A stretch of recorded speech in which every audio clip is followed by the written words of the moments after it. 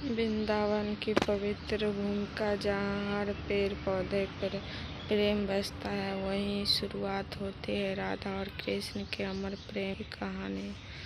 कृष्ण बचपन से ही नटखट थे, लेकिन उसके हृदय में राधा के लिए एक अलग ही स्थान था। जब भी वे अपनी मधुर बांसुरी बजाते तो उसकी धुन सीधे राधा के हृदय को छू ले जाती। राधा सब कुछ छोड़कर उस धनु की ओर खींची चली आती।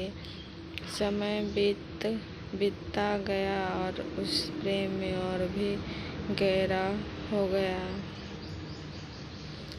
लेकिन एक दिन ऐसा आया जब कृष्ण को मथुरा जाना पड़ा।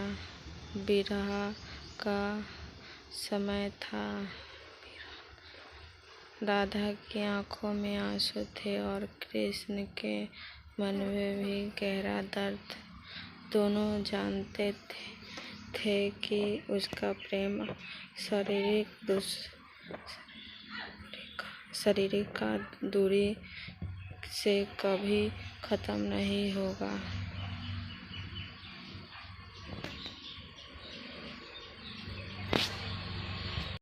विरह का दर्द।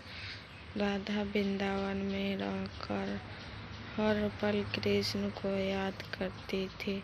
उसकी याद में वो हर जगह कृष्ण को महसूस करती थी। हवा में, यमुना में की लहरों में और हर फूल की खुशबू में। फिर आया दिव्या मिलन।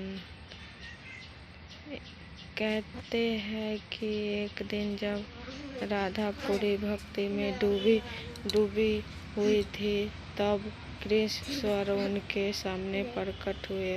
यह कोई साधारण मिलन नहीं था, बल्कि आत्माओं का मिलन था। कृष्ण ने मुस्कुराते हुए कहा, राधा, हमारे प्रेम शरीर से नहीं, आत्मा से जुड़ा है। हम कभी अलग नहीं हो सकते। राधा भी मुस्कुराई और बोली, कृष्ण, आपको बिना मैं एक पल न रह पाऊंगा। मेरा मन ही नहीं लगता। आप वृंदावन लौट आइए। कृष्ण बोले कि मैं अभी कुछ खास वजूद के कारण यहाँ से लौटी हूँ। हर पल कृष्ण भी राधा की याद करते, राधा भी कृष्ण की याद करते और बांसुरी बजाते कृष्ण जी और राधा के गम में डूबे रहते हैं।